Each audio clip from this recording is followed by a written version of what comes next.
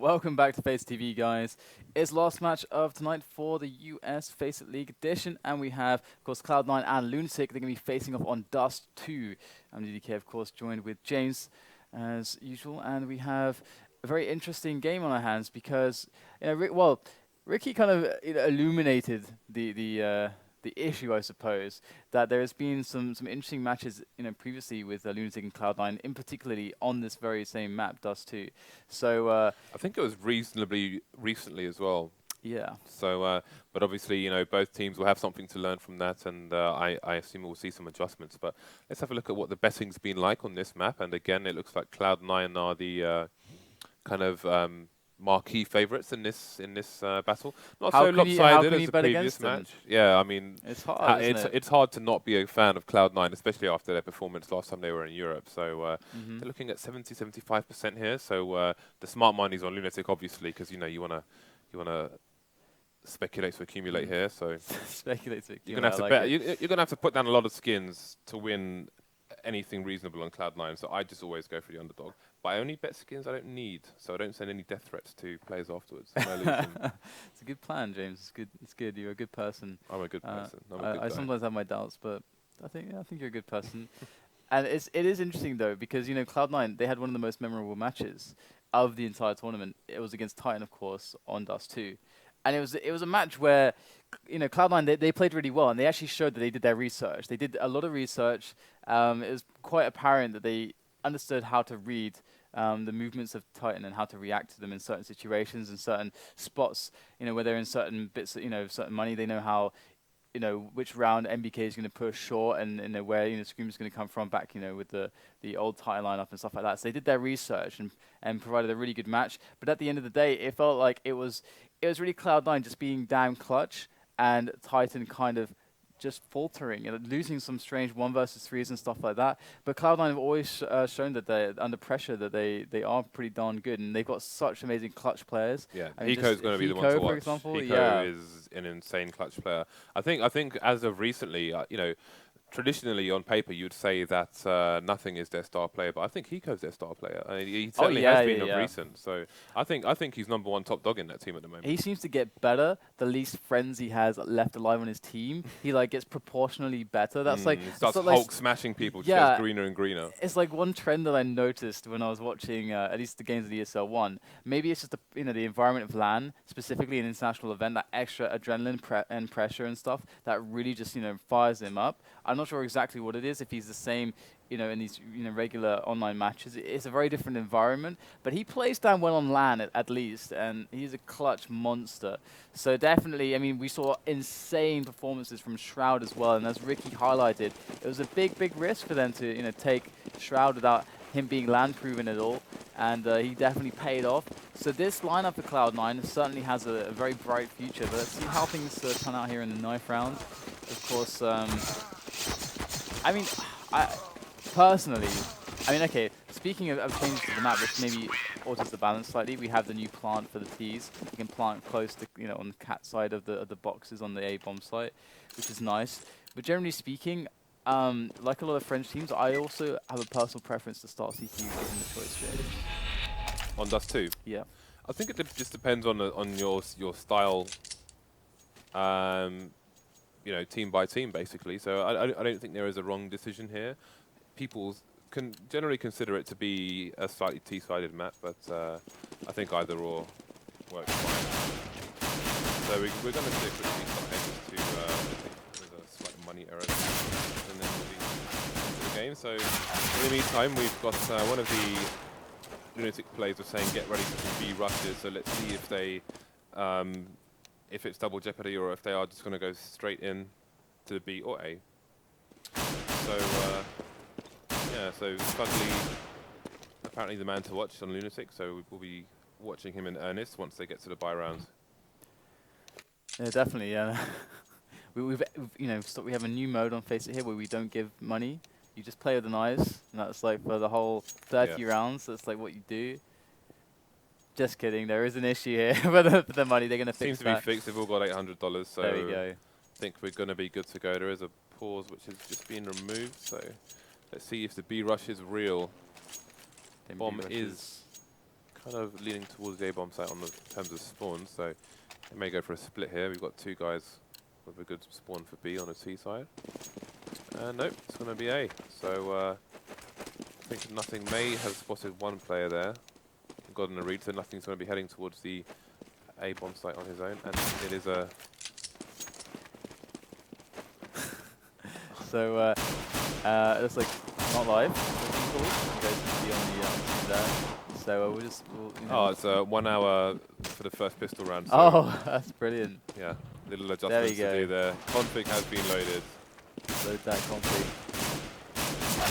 I'm so happy that knifing people doesn't incur costs of minus $9 billion anymore, and instead it's like a more reasonable amount. That's like only $300. It is punishing enough for killing a teammate, let alone losing all your money. I mean, that's a bit hard, isn't it? That was a long time coming. Yeah, it really was. Yeah, that was a very long time coming. But jumping into this, actually, they are... So is it B right off? They're live now. We're seeing 2 men push from short, and actually we're seeing a bit of action here going in for LunatiK, and FugLy's the last man standing. And let's see what he's able to accomplish here by himself. He's going to just go down straight away. So pretty simple pickup of the pistol round there for Cloud9. It was a bit of a disjointed push. It felt like on B they had 2 men towards mid who were very far behind the main push on B. And with Cloud9 being so aggressive on short, that was a recipe for disaster there. And then LunatiK were definitely unable to keep up there. It was a great reaction from Cloud9. Once again, we've got the double scout eco, which for some reason we keep seeing more and more double scout on eco. I like it. Rounds. I don't like it. I've got to be honest. I like it. I think the failure rate of this tactic is far too great. And no bomb plants as well.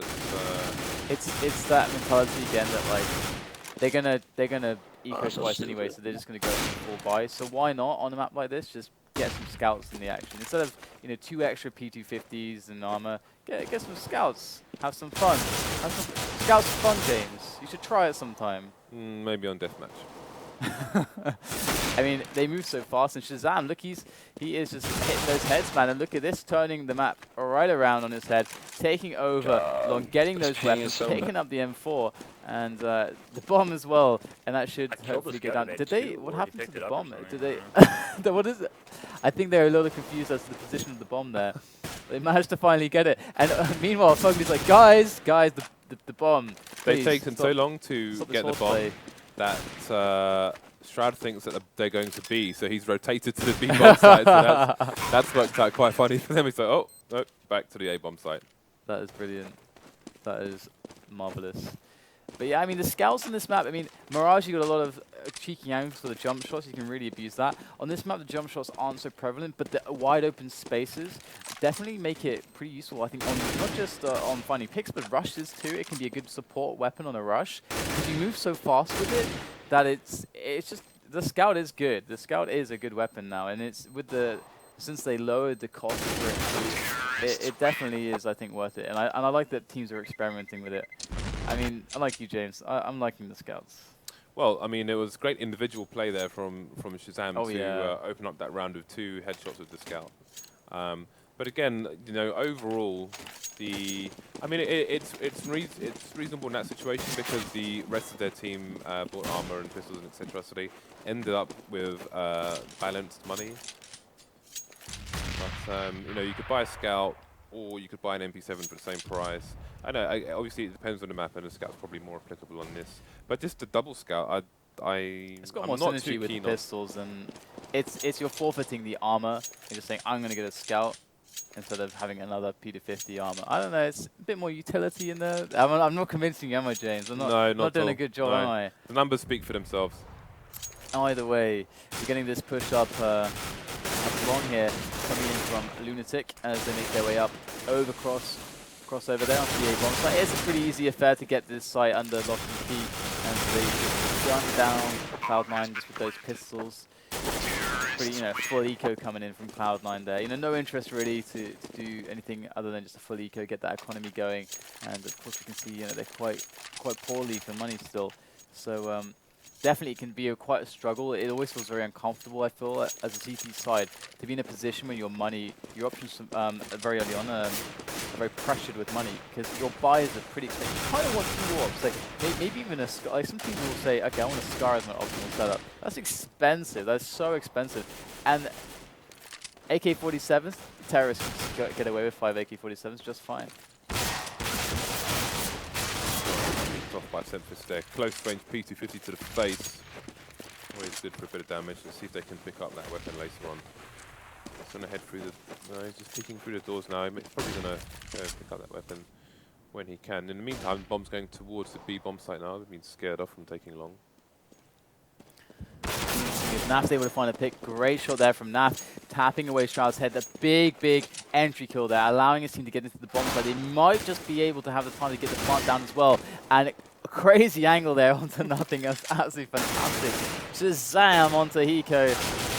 The onomatopoeia strong with this one. And we've got Sean, Gares, and semphis making the move in, trying to synchronize their efforts in a 2-on-2 situation. Make that a 1-on-2 now, as Sean Gares is left.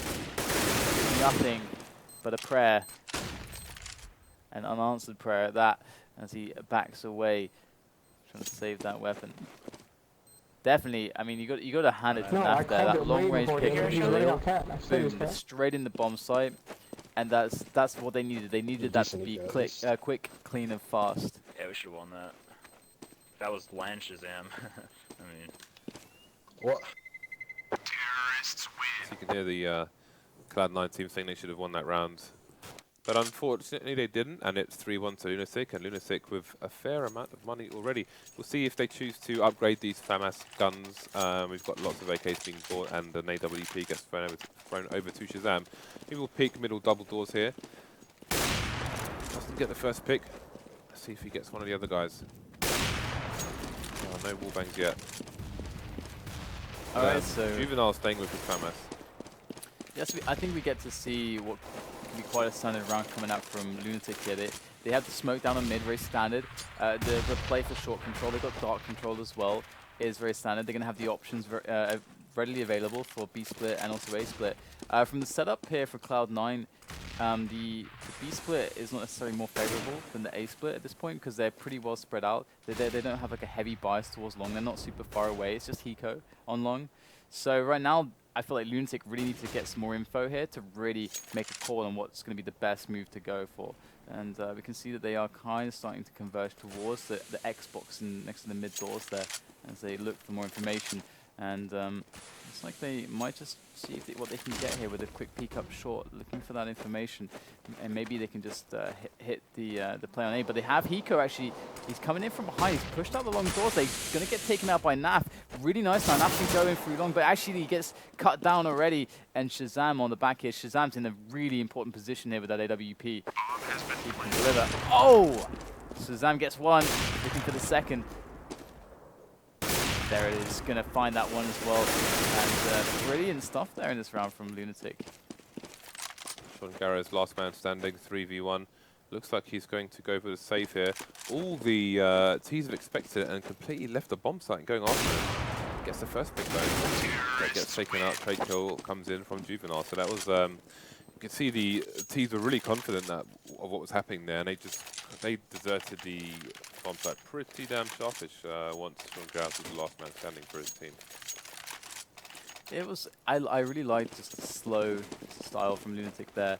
It was very methodical, and I feel like they're in a position where they're waiting constantly for information before making a move, trying to confirm what was the best move instead of just going, oh, that was a A split, or a B split. Just instead of just going for it for no reason, they seem to be trying to find what the options are looking like and getting the information on positions. That was a damaging nade, my goodness. And before they hit the play, and that setup there on A was complete Cloud9, and they capitalized on it very well. And you see that boost coming up, that's kind of to counter the smoke. Oh, here's that plant finally. Nice, the first time we get to see it. Yeah, I mean, Nothing and Shroud both got tagged. At the beginning of this round, LunatiK had double AWP set up, and he managed to get 2 tags on Nothing and Shroud. But now it's Cloud9 who have double AWPs, and they're dotted all around the map at the moment. So I don't know if they're going for exit frags here. We've got Shroud in the pit with a P250. And the other guys looking to save their AWPs and leave the pistolers here to try and get some exit frags here. So Hiko, see if he can get anyone from short, but doesn't look like he will as they head towards long. Oh, did they? Oh no, okay, they didn't. They got lose Shroud, just a P250, yeah. Right. So still double AWP for Cloud9. We'll see who the second AWP goes with. Currently on nothing, but we'll see if he keeps it. Are they doing this for spawns? I think they might be doing this for spawns. And let's have a look and see how this round goes for Cloud9. You know, ooh, quick B play coming in. Oh, this smoke's there. Nope, nope. Not gonna go through that smoke. Whoa, slow down. And that's gonna slow them down indeed. So these AWPs are really, really key here for Cloud9. And if LunatiK are able to effectively circumvent the AWP play, then Cloud9 are going to be in such a horrendous position. They're after nowhere near investing so either much. AWP at the moment, but they'll probably end up facing one on short at least. It's like grenade coming in for Hiko. Hiko tasked with a one-man job. And Cloud9, if they have one-man jobs, often you see it will almost always go to Hiko. Because I guess they just feel so confident in his ability by himself. And honestly, he delivers. And we see ShahZaM managing to get a pick onto semphis there.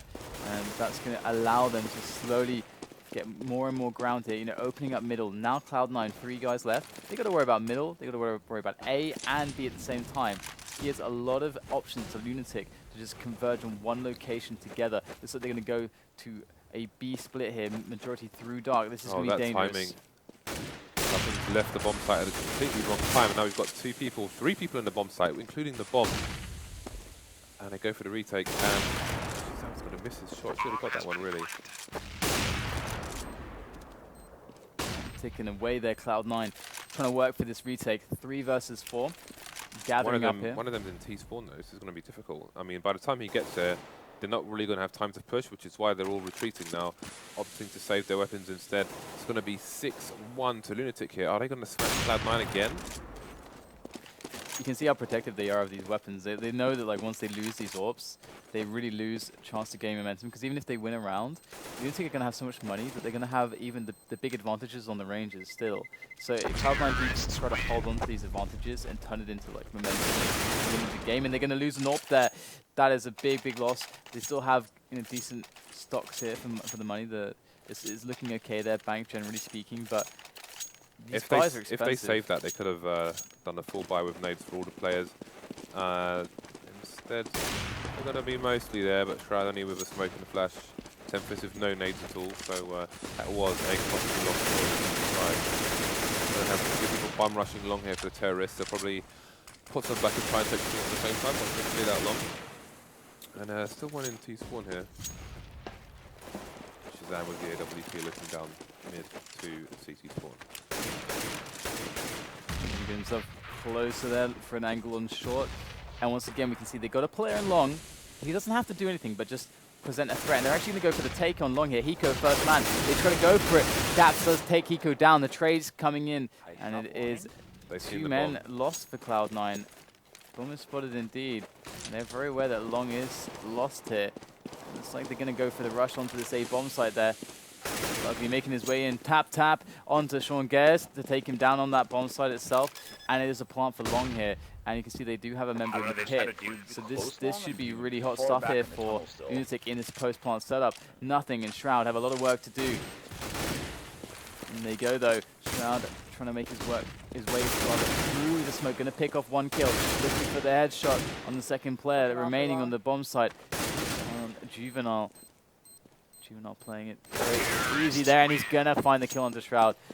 Amazingly played by LunatiK, so wonderfully done. Taking that long control first of all, then just slowly building on it. Cloud9 wanted a quick retake, and they didn't go their way. It's a risk, and I think that that's a decent risk to go for. It's unexpected as well, but ultimately it put them in an even worse position.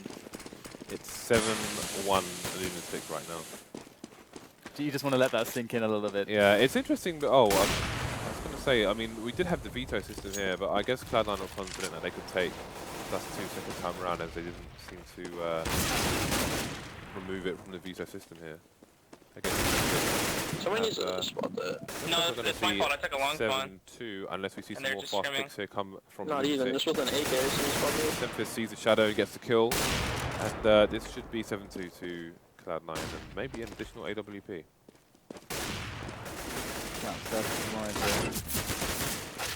He's under a lot of pressure. Nice little no scope, but he's going to get taken out. 7-2 the score as the Cloud9 pick up around finally for them. This is definitely looking a bit scary for the Cloud9 lineup. You can see ShahZaM rocking the AWP once again, and it's going to be interesting to see if we're not going to actually see an AWP. Oh no, we see. Okay, we've got an AWP on Gares. Where is he taking this AWP exactly? Is he going from mid here? He's going to go for the B play.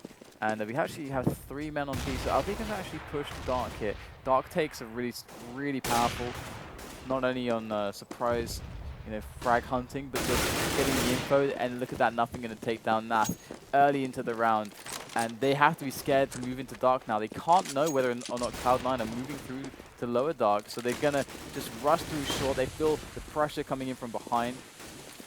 They've got to push the site before the CTs rotate, as they feel they, B's been completely closed off to them. So there'll be a war of attrition here as they push the site.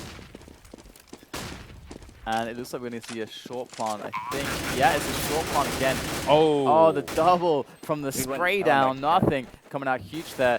And 2 players left now. But it is a short plant. Another one going down. The fuse going down as well. And Shroud going to be covering. Too easy. And another round for Cloud9. Very easy cleanup. I think, I think that the pressure of that Dark take really, kind of lit a fire under the ass of LunatiK there. They were like, God, we just have to go for it. We can't fall back onto Dark. We just have to go for this short play. Yeah, they needed to take the site before the additional CTs could get into position. So they felt like pressure was on there. So they did manage to get the bomb down, but unfortunately Cloud9 proved too strong with that great tactic at early stage. I do wonder if they watched the game where I think it was the NBK's team who pushed B tunnels earlier. They're just running. Just calm down, dude. Like, stop. Oh, got some infighting there on the LunatiK side. So again, they are 7-3 up. So 7-4 now. Let's have a look at the money actually on the LunatiK side. Looks like they're going to be forced into an eco. So Cloud9 should be looking good for 5-7 here, and the late comeback into this match. Yeah, LunatiK would definitely be served well by getting as many rounds as possible and closing this out as quickly as possible. Cloud9 are quite deadly when you give them anything at all. We've seen that in the past. In they go now. We've seen the lower Dark take coming in from Cloud9. Can they hold on though? Not quite. Only actually getting 1 kill for the price of nothing's life there. And they're going to be able to fall back onto semphis walking over on the mid there, but he needs some help. He's going to get it in the shape of his grenade, and there goes the 4-man. semphis going to be holding on strong there at mid, which is really nicely done. That's going to bring them to 7-5 now, and LunatiK definitely not looking quite as good as they were earlier on, but Cloud9 look more like Cloud9 as well. Cloud9 have strung a number of rounds together, gone for a double AWP setup this round. We've got semphis and Shaw and Gares with 2 AWPs, and I mean they've won like 3 rounds in a row now, and they've built a fair amount of bank, so they're going to be good. We've got semphis with $14,000, so I don't think we're going to see any more ecos for them on this first half.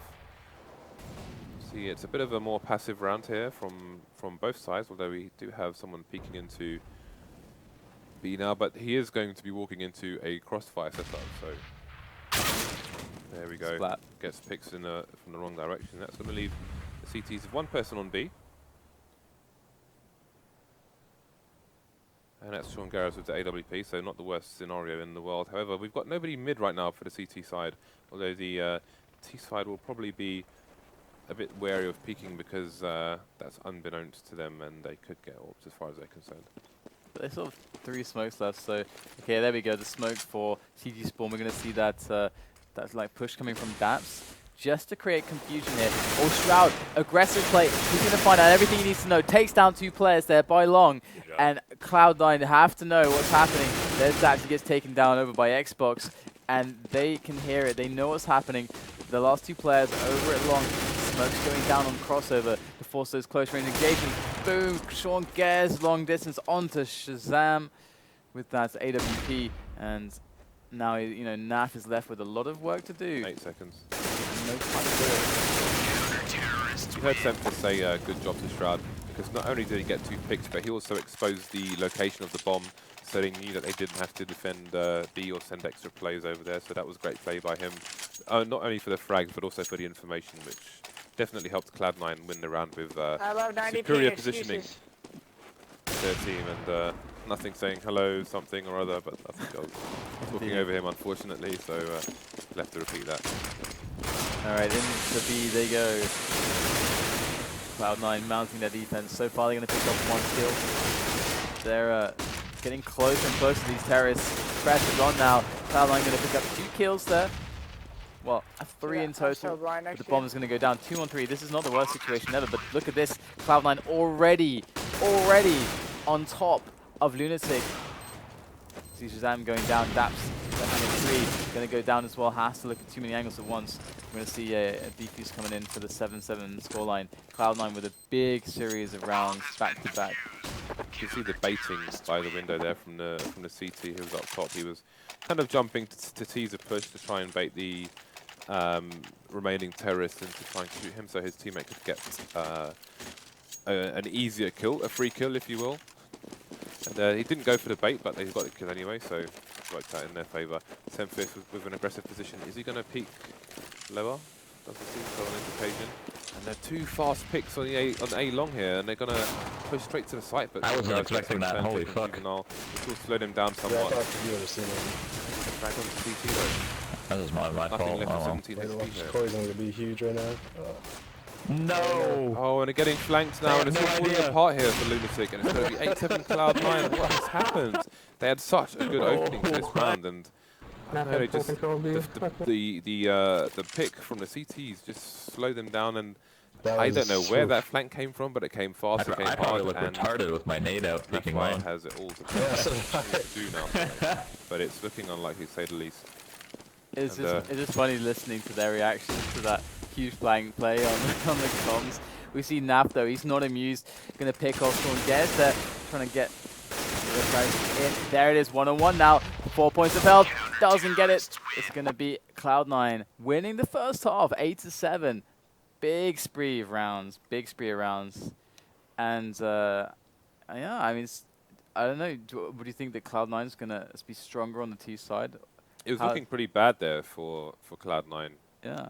But all of a sudden it's 8-7. So who knows? I'm enjoying LunatiK's play, to be honest. I mean, it's like it's a learning experience in terms of us familiarizing ourselves with their players and their play. And again, after 2 really fast picks on A long there, it's a real shame that they didn't manage to convert that round. But you have to hand it to Cloud9 for a massive flank there to bring the round back into their favour. Yeah, certainly as we wait for the next map, or rather, sorry, the next half even to start. It's I have to say that it's just so awesome to see Cloud9, because I became a fan after ESL 1, and the performances that we saw there, they just have so much character to the team. It's great to watch them play, and it's also great to see, as you said, a team like LunatiK come into the fray here, and also not just give them good games, but also show that they have also their own character and style coming into it. Perhaps not as well known, but something that's going to be developing over time. And as we move into this pistol round, we are seeing... We've still got 2 guys in T-spawn here for Cloud9. We had 3 guys firing down mid double doors. And that is why it seems that's unbelievable at that range. Pretty big pick off there. And actually that was a P250, so you can see that they're going to be a little bit more accurate than the Glock at that range. semphis all the way from T-spawn gets the first pick of the round. Yeah. 1 minute remains here. Cloud9 still need to breach a bomb site here. We've got 2 CTs in either bomb sites. And we'll probably see what looks like a 4-man push here on A long. So, but again, time is running out here. 45 seconds remaining. So we've got the CT stretched out though. We've got ShahZaM now in CT spawn, and only 1 person on the A bomb site. So this is going to be bad here for LunatiK. Unless NAF-FLY can pop his head Does get one, but the bomb is going to make it to the site now, and Hiko's going to look for the flank here, but he's looking the wrong way. He's managed to get the kill, but daps gets a trade kill, but it is a 3v1 here, and he's going to go...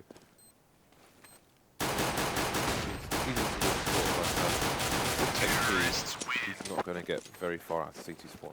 Yeah, I mean, Cloud9 were just perfectly set up to just absolutely crush that round, not only just getting the pick early on, but interestingly, it's kind of funny because it's almost like it's pistol chicken, because with the pistols, it's at those ranges on Dust 2, there's really long ranges, it's kind of random. It's a little bit random.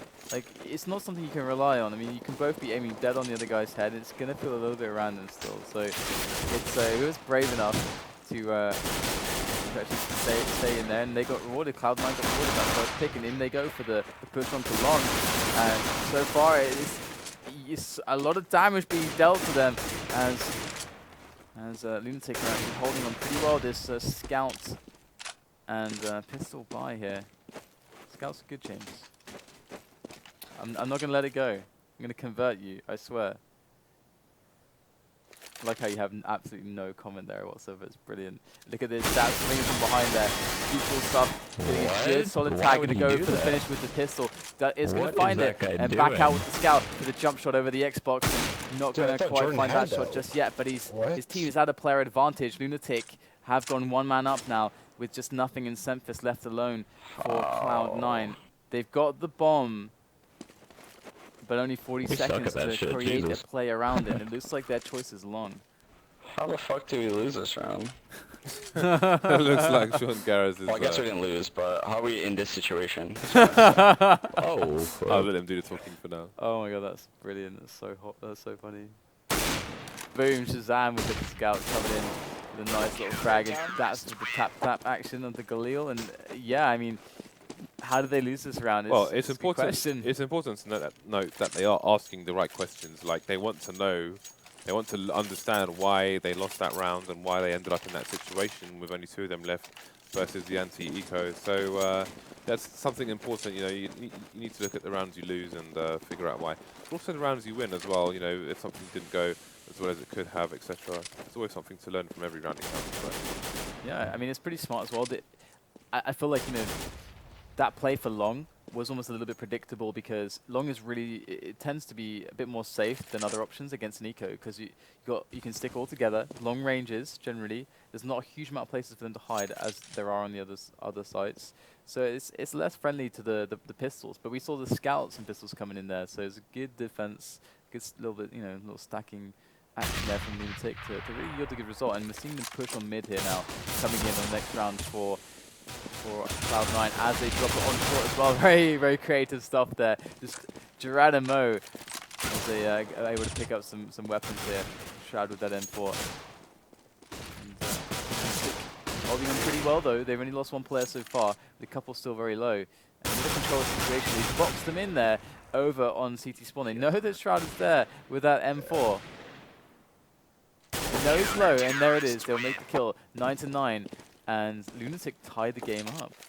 Minimal damage there, only losing 1 player as well, which is really important for them.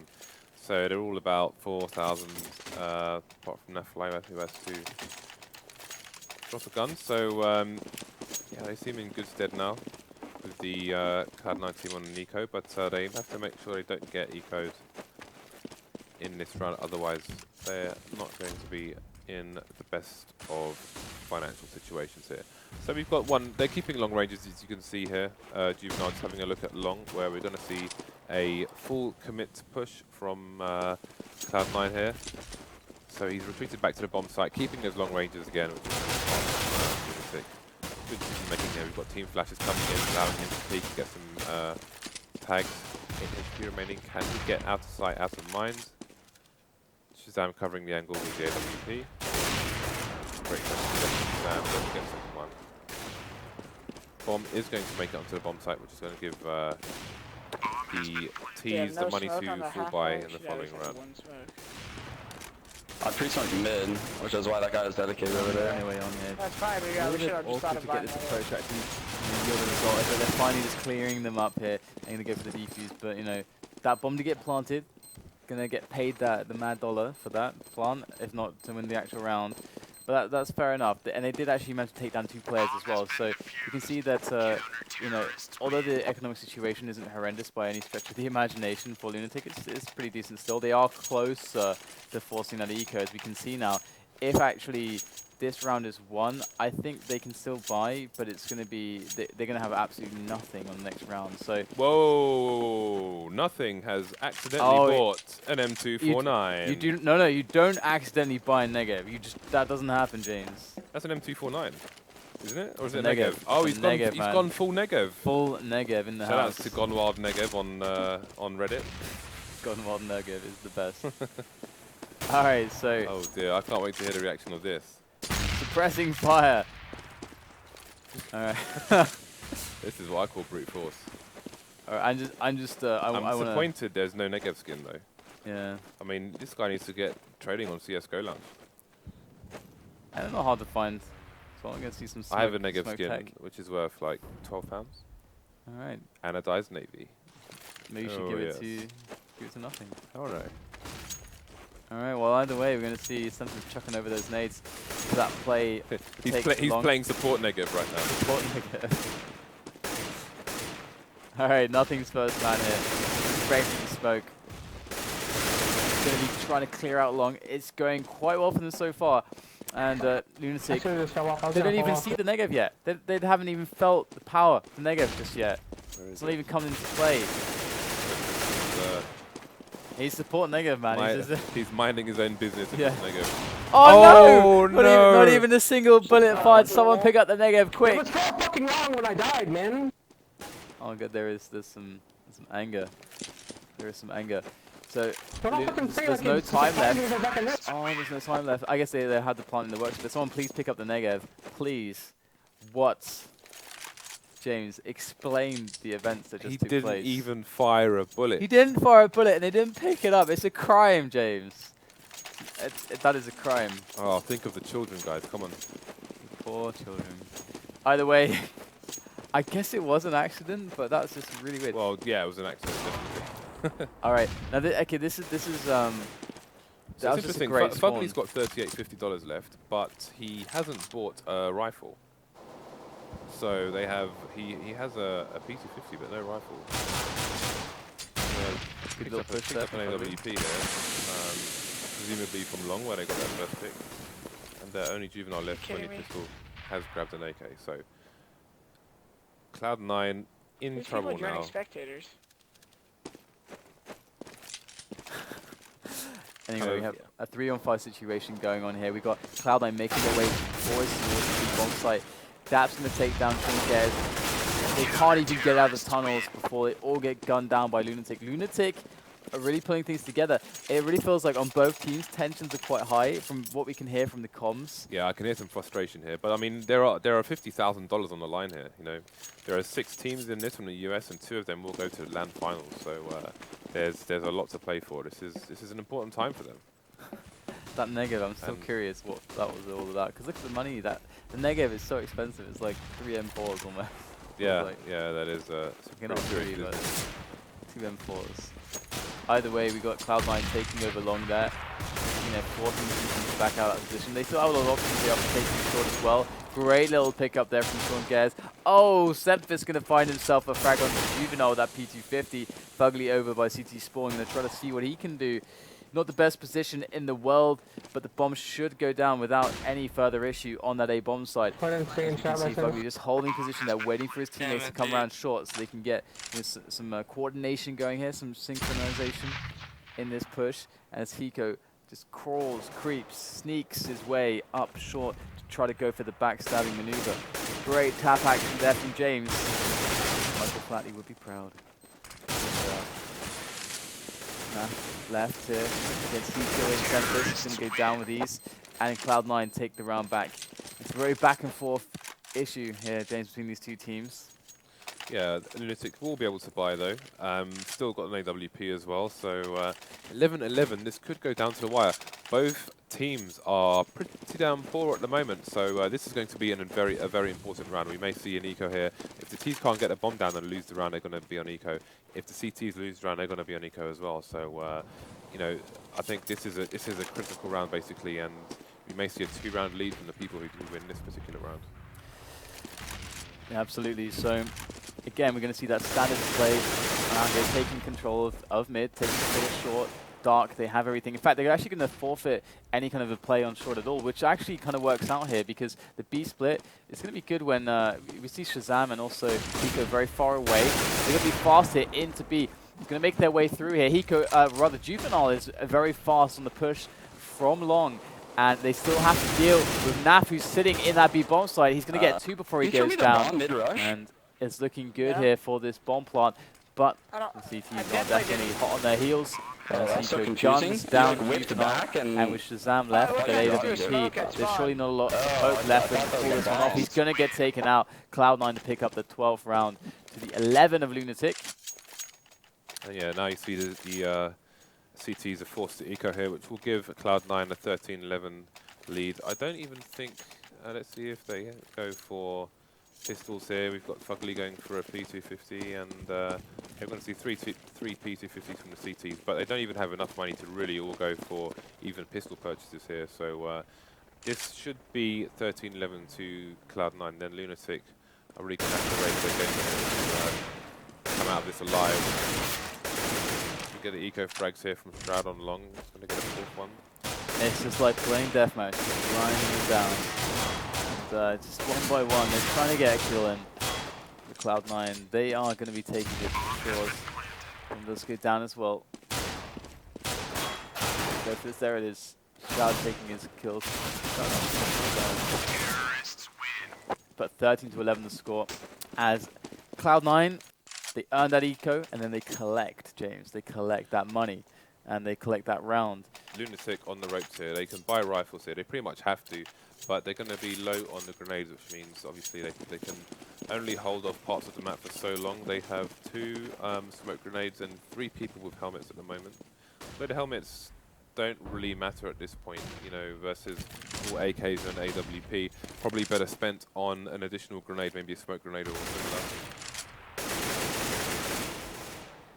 So here we go, we got that short presence coming in from Cloud9. Obviously we can see there's 3 of them congregating around the upper B dark area, as it is very likely that they're going to go for this B split here, whilst kind of making the presence known on short, putting the fear of the A split in them, or in fact trying to sell a fake here. And right now LunatiK have heard nothing on A long, so it might be hard for them to actually go for this fake, but let's see if it actually works out. In fact, they do get the pick onto the back of the site on B. So that site, regardless of whether the fake was sold or not, is going to go their way. They're going to get that bomb down. And it's, I mean, you can't just walk in alone. We see, you know, one of the players of LunatiK is the B tunnels. He's ready to attack, but he needs his teammates to come in with him. He can't go alone. Daps is just waiting there. He's waiting. ShahZaM needs to hurry himself up right there to allow Daps to push in and synchronize with him. But in fact, they realize that it's a lost cause. They're going to back away, save those weapons, and try to play a better round next round. But Cloud9 are creeping ever closer to that 16-round scoreline. You can see the professional players always pick up the AK and drop the M4 when they come across one, because one shot to the head, you're dead. It's very important and can be a game changer as well, especially when your economy isn't the best. You know, it can really flip around for you. So I thought it was just for the skins. I play with some people who will drop an AK to pick up an M4, which makes 0 sense to me. You know, it's the AK is a better weapon. Yeah, it's a complete no-brainer. It is a better weapon. Something worth pointing out sometimes. And all right, we can see now Cloud9. Again, they've gone for the 3-man push down long, and one of them's being picked off by semphis, and nobody's on the A bomb site again. You got to be careful of that. If you get the good timing, the terrorists, it's too easy. And Hiko got his good timing too there, and we can see that like Daps had to jump out of that position. That little aggressive play to them close to that corridor, it didn't work out. Are they being overly aggressive because they're peeking and they're just getting picked by the that's unbelievable superior aim? Man, I started flashing it and you peek long. You can hear the frustration from their team now, and the infighting. But I mean, that's the whole point of the flash. they all face. They all face reasonably early, and then you know, they all face and all got picked basically. I mean, what more can you say about that? Yeah, definitely. So match point now for Cloud9 as from the sounds of it, tension's still running very high for LunatiK, and at the moment, we do have the buy coming in. We got scouts, we got mags, we got FAMAS for LunatiK, which does definitely, give us a hint as to the issue for them right now. ShahZaM, the last guy left with that scout. It's your scout left. Yeah, whatever, James. Let's see what he can do with it. Oh, he's okay. He's still something. Man, you hate the scout. I can't believe it. I can't believe it. So there you go, guys. It's 16-11 final score. We do have Cloud9, who actually are able to surpass LunatiK there. But it was a good performance from LunatiK. We saw some excellent stuff from them earlier on. They strung loads of rounds together. They really, put Cloud9 in some troubled waters. But Cloud9 managed to swim their way to safety. And bridge over troubled waters. Yeah, dude, it's time for the delirious analogies. It is time for that. But James, do you got any thoughts on that one?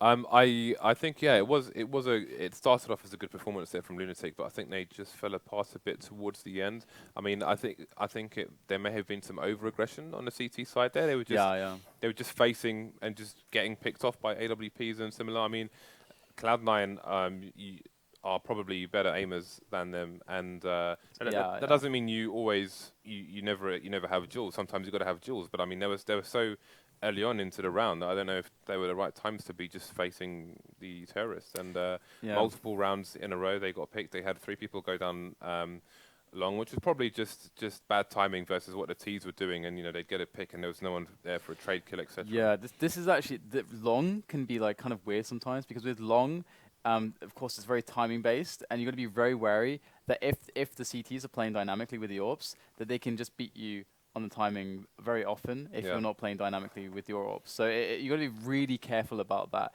And seen in a lot of really, really top level teams actually, kind of for something as simple as that, give away kills very early on, just because they're not respecting the dynamic play of the other team with their spawns. So it is an interesting thing, and it's a hard balance to strike. It feels like definitely, I think you're onto something, that maybe they were experiencing a little bit of like, okay, what can we do? It feels like what we're doing isn't working. Let's try to get a bit aggressive. And either way, Cloud9 just were so good at catching them as well. So I don't know. It's quite difficult to say exactly with Dust 2, because Dust 2, like you said, you have a team which has generally better aimers, better fighters, and it is a map very much about the angels. So it is what it is. I think, do we actually have Ricky coming on again for his thoughts after that match? Let's see. We'll try and grab Ricky there and get his thoughts on that one. And I'm sure he was watching that with much interest. I do think LunatiK are a team who have a lot of potential to get stronger there. Absolutely. So it'll be interesting to see Ricky's viewpoints when he connects to our interwebs. So interwebs indeed. Should be on the Skynet shortly. Maniacs. It's 5 a.m. there. I think is that him we can hear? Hey Ricky, is that you? Yeah, you're listening to Ricky. Look at that! Look at that radio voice right there. That radio voice. My uncle always told me I had the face for radio.